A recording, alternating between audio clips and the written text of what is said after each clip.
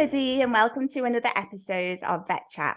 Today, we are carrying on our women's health conversations with Menstrual Health Educator, Tara Ghosh. Let me start by telling you a little bit about our guest today. So Tara is passionate about creating a positive period story right from the start.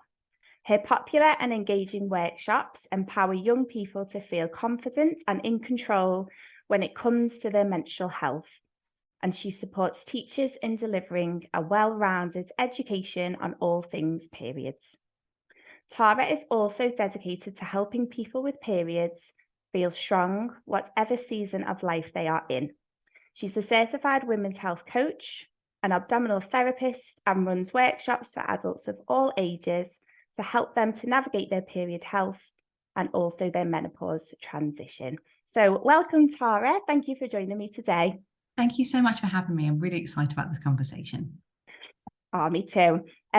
So as we know, the veterinary profession is predominantly female. So we get loads of requests for women's health topics. So we've covered lots already, but one thing that we've never actually covered is menstrual cycles. So it's great to have you here. I follow you on Instagram and I love all the stuff that you do around menstrual cycles. So should we start at the very, very start? Do you want to tell us a little bit about menstrual cycles and what they are? Absolutely. So sometimes the words get a little bit confused, like period and menstrual cycle. So a menstrual cycle, just to be clear, is the length from the start of one period to the start of your next period. And if we're going to go to kind of back to biology at school and just figure out kind of what happens through that menstrual cycle to give you a little bit of an understanding and how those natural hormone changes affect, frankly, every aspect of our life, whether that is our mood, our energy, our motivation, our hunger, our libido. It really impacts everything, as well as our immunity and our ability to train. Like, it just affects everything. So the first day of your menstrual cycle is the first day of your period. And then around about day 3 of your period, there is a conversation that happens between your brain and your ovaries. Your brain basically telling your ovaries what to do, telling them to grow some follicles. And there's a handful of follicles that start growing. And as they grow, they produce a hormone called estrogen. And estrogen really often makes us feel more chatty, more outgoing. Our energy is boosted around that time. For some people, as estrogen is building, that can also affect their anxiety as well, or exacerbate IBS symptoms. Then around about day 7 of your cycle, so maybe kind of at the end of where your period is at, depending how long your period is for, one out of those handful of follicles that were growing, one is picked, like the chosen one for that month. And that really ramps up. And that's really often correlated with an increase in our energy. And then round about when estrogen gets to a certain level, again, our brain tells our ovaries to release that egg, and the egg poodles off down the fallopian tube, and it's either meets a sperm cell and becomes a baby, or it disintegrates within 24 hours. And then what is left behind when that egg has poodled off is a temporary endocrine gland called the corpus luteum, and it's about 2 centimeters wide, and its job is to produce a hormone called progesterone. So you kind of can think estrogen dominates in the first half of your cycle, and then progesterone takes over. And we joke that progesterone should be our keep calm and carry on hormone. It should make us, it's really supportive for our nervous system. It should make us want to go to bed early. It should make us want to take a sneaky nap or hit snooze on the alarm in the mornings. But if for some people we don't produce enough progesterone, and it can be in that second half of our cycle, we have symptoms like more anxiety, more sleep issues, and maybe sore boobs, those sort of thing. And then basically at the end, when the body realizes, oh, she's not pregnant this month, then there's a signal that our body then releases the lining of your womb, and that's what causes your period, and that's the end of your cycle. And then the whole shebang happens the next month and the next month.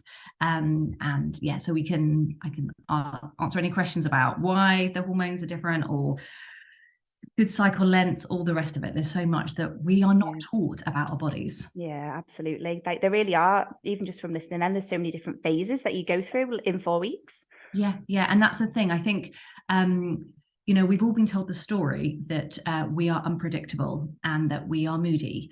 But actually, the reality is it's normal for us to feel like a different person each week of our menstrual cycle because of those normal fluctuating hormones. So actually, the way we should spin it around is that it's not that we're broken, but the system we live in is not made for our biology, because we know that men were the forefront of the Industrial Revolution. So the working day and the expectations of a working life are suited to men's steady eddy testosterone levels. Their testosterone is highest, say, around 5 o'clock in the morning. It peaks then, and then it dips down for the rest of the day, and then it resets the next morning, high at 6 a.m., 5 a.m., then it dips down. So basically their energy rises and falls with the sun, and they can be the same person every day as a result. But for us, our energy is still really predictable, but we have a much longer clock to be run by, not the 24-hour clock, but more like a 29-ish day clock. It sounds a bit woo-woo, but more like with the moon. We're more moon cycle rather than men's biology is more on the sun cycle. And just knowing that, like, we often can't change life, Kathryn. We still need to work. We still have caregiving responsibilities. You know, we've got holidays to go on, events, whatever it is. We can't change ourselves saying, oh no, this isn't a good part of my cycle, I can't do that. But knowing that those different phases of our menstrual cycle give us different superpowers, that we are better at different things at different times of our cycle, but we also might face different challenges. We can be kinder to ourselves, because most of us are going around with what I call, I hope it's okay to swear, shit FM, very loud in our heads. And we need to turn that down, because we keep on thinking, but why? I was so chatty, you know, last week. I was really good at that presentation. I was really good at negotiating. And now suddenly I can't even recall words. I can't form sentences the way that I did before. And we berate ourselves, and we're so mean to ourselves. But actually we think, okay, you know what? This is the week before my period. I always get like this. I always find it difficult to recall words. It's okay. In a couple of weeks' time, it'll be fine. And in fact, I'm going to ask for my pay rise around about ovulation, because I'm really charming at that time. I'm a really good wordsmith. I can really talk my way in and out of things, so that we can use these different phases to our advantage. I think is, like, every woman needs to know this. Yeah, absolutely. So just to touch upon what you just said then, so in each week of the month, should you try and focus on different things where you can do? Is just kind of mind and your body more in tune with certain things in each week? Yeah, so we're really lucky that there's lots of people in what we call the menstrual cycle awareness space, and the two amazing founders at the Red School, Alexandra and Johnny, describe the phases of our menstrual cycle as our inner seasons. Winter is when you have your period. Spring is like the week or so after, when you're kind of coming out of your hibernation cave. Summer is around about ovulation, and autumn is the week before your period. And often when we start tracking our cycle, now tracking your cycle, it's got nothing to do with cycling. It means literally writing down each day how you're feeling, either on an app, in a journal. And I always share that I'm so boring. Let me bring it out. I have, I know this is not very good for audio, but I have a white A4 pad, lined pad. And so in the left-hand column, I write the day and date. So day one of my cycle, you know, there's one sentence, you know, knackered, want to be alone, like whatever it is, you know, like in my summer. For me, a tough phase of my cycle is day 6 or 7. I often have a lot of inner critic, a lot of high anxiety around that time. But knowing now that that's then, I can think, don't worry, Tara, it's okay. It's just day 7. This is totally normal. So going back to your question about, is there different things we can do? Now, every person is different, and it's really when you track it, you can then identify your own superpowers and your own challenges. But it's kind of a general, like a real umbrella approach to it. Around about when you bleed, when you have your period, it's often a time where we get lots of inspiration. I know that's going to be really irritating to people who suffer with period pain. They're like, I don't get anything apart from hell during that week. And we can talk about period pain as well if you want, or I have resources on that. But it can be, if your period pain is manageable and we're able to rest just a little bit more during our period, it can be a time when our intuition is highest. We might get new ideas float in, or answers to things we've been working on. But we have a lot of shame over resting during our menstrual cycle. We think it makes us look weak, that we can't keep up. But the thing is, if we rest during our period, or wherever we need that, it actually gives us more energy for the other more outward facing bits of our cycle. So we get the same amount of stuff done over a month, but we just do it in different ways. So winter would be a time to claim rest, and maybe if you weren't suffering with period pain, that you might have intuition might be highest. Then spring is a time where for a lot of people it's a really creative phase. It's really the kind of planning phase. They can really think, okay, they kind of got ideas all buzzing around. Then the summer around about ovulation would be more where you are, you're getting out there basically. You're really social, you're chatty, you're doing your presentations if you can, if that would be a good time for it. You can't always plan that. And then autumn, we have a lot of connections with that being a really tricky phase. And there's so much we can do to make that late phase of our cycle easier. But autumn also has its powers. We are really good at identifying what we do and don't like, really good at being sort of having to critique things, whether that is like dotting the I's and crossing the T's on some work project you've been on. It's a really great time to do your tax return because you're really like hyper-focused. It's often a time of hyper-focused and really like attention to detail, not a time for creativity, more kind of like, let's look at the spreadsheets. Great time to actually do a clear out, whether that is like clearing the cupboards, you know, and like a spring clean at home, or just organizing things at work, kind of where you have to be quick and decisive about things as well. And again, it's a time where we know exactly what we do and don't want. And so that also can be a challenge because basically society likes us in our spring and summer, because they expect females to be smiley, to be available, to be generous and giving. And when in our autumn, that week or so before your period, and then on our period, say our winter, when we want to take more time for ourselves, say no, have more boundaries, that is not liked by society. And so you are really changing the narrative and saying, I'm not available at the same speed every single day, even though your job is probably going to demand that, but at least your inner voice, you can be kinder to yourself, or you can reduce the other commitments. Like you still have to go to work, you still have to look after the kids, whatever it is, your caregiving responsibilities. But then you can be like, well, I won't plan a big night out like 2 days before my period because I'm going to be knackered, or whatever it is. And you can try, if you can, make things easier for yourselves on the things that aren't the necessary, aren't the having to go to job. Brilliant. No, it's fascinating. It really is. There's so much that can impact our daily lives, isn't there? And I love what you said there about kind of thinking, rather of thinking of it as a 24-hour cycle, but a sort of 29-day cycle. You know, that's, yeah, makes so much sense. Did you know the Webinar Vet has a public community Facebook group?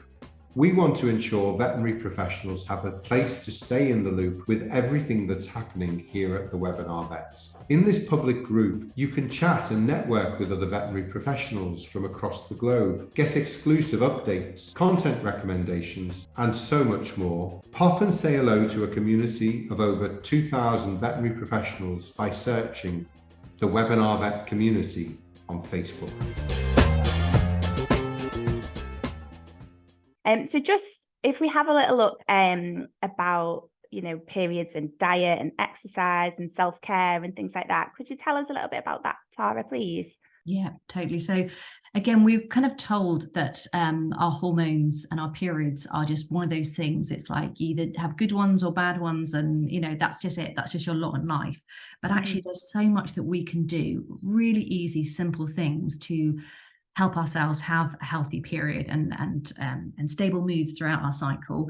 And as a really oversimplification, if we think of our main endocrine hormones as kind of like in a pyramid, at the top we have cortisol and insulin. So cortisol is obviously through stress and insulin is through our diet. They dictate how we make pregnenolone and DHEA. Those hormones we call the parent hormones because they go on to make our sex hormones as well as melatonin and thyroid. So if we think of it like in a pyramid, we can see something, right, if my stress levels are through the roof, or if I'm just eating junk and my insulin levels are like yo-yoing all over, that is going to cascade down to how my mood is and how my period presents itself. And we say that basically our period is our monthly report card on our health. So it reflects how we have basically looked after ourselves, not just over the last month, but kind of almost for the last 6 months. And in fact, during the pandemic, for many clients I supported, you know, it was March 2020 when everything happened, periods were fine, April, May, June, no problem. And then, oh my goodness, July and August, September, the periods were awful, moods were awful, because it takes that long. Basically, the way that the follicle grows, they get exposed to stress, maybe say 6 months beforehand. And so they get affected by everything in our environment before that. And it's not to say that, okay, well, we can blame everything. It's just knowing that it can be a cascading effect, and things like being sick or jet lag, all of those things could affect your cycle now, or maybe in a couple of cycles later. So going back to the kind of diet and self-care bits, I'm all about the easy stuff, Kathryn, right? Because there's so much bloody diet and lifestyle advice out there. So like, I always start with the 3 things that are like the foundations. This is for like man, woman, child. This is for every human, which is sleep. We need to prioritize our sleep, and we really just have an epidemic of sleep deprivation. And I've got some really good resources if someone is suffering from sleep. As someone who suffered with insomnia, I'm really passionate about this topic.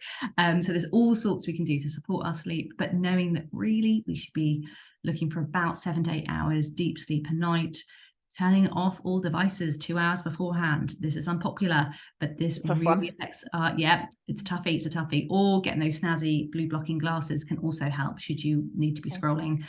But it affects, melatonin, blue light affects our melatonin levels, but also the dopamine hits that we're getting from scrolling really affects how we go to sleep, our cortisol levels. So first thing is always sleep.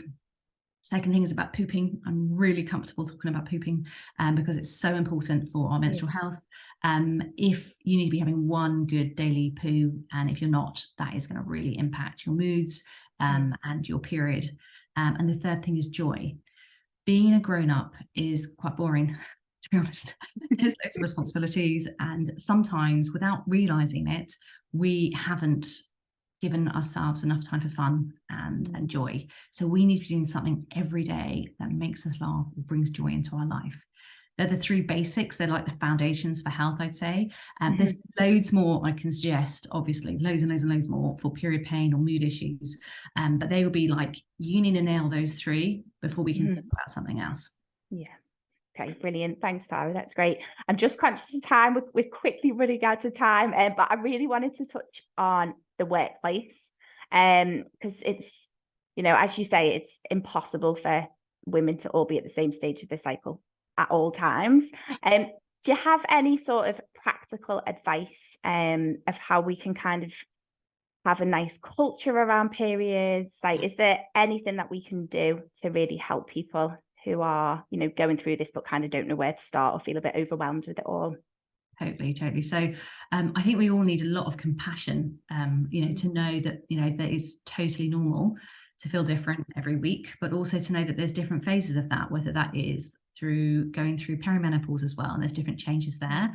And it can be, I know obviously that the veterinary profession is predominantly female, but some people feel really stuck about talking about this with their male colleagues, or to explain why they're feeling different. And I think we all need to just say it as it is.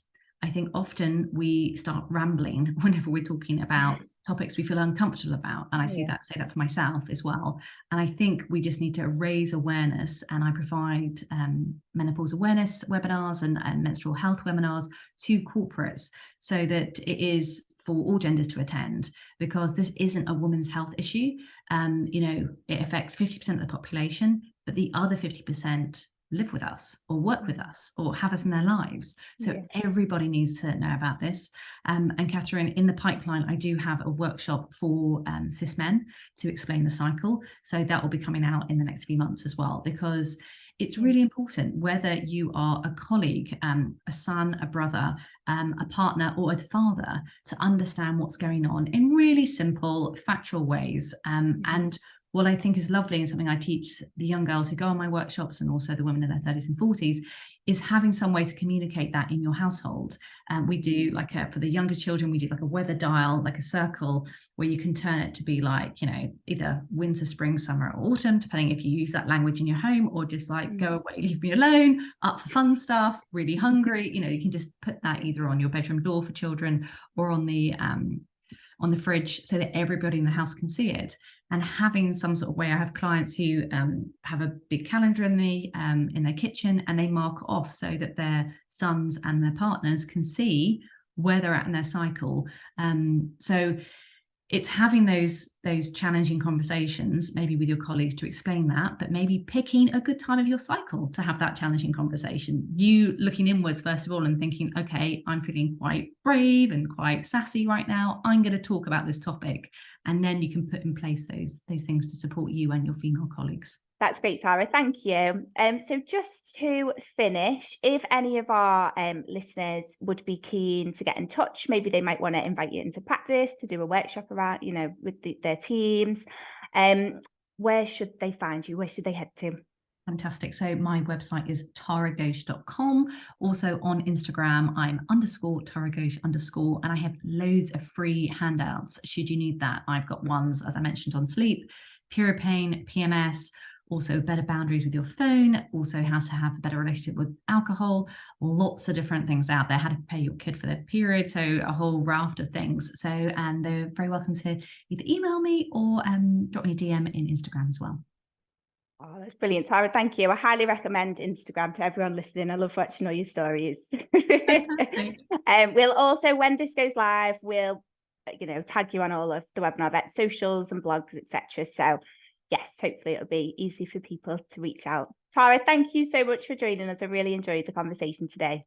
Oh, I love chatting to you too. Thanks so much, Kathryn. Oh, thanks a lot. Bye. Bye-bye.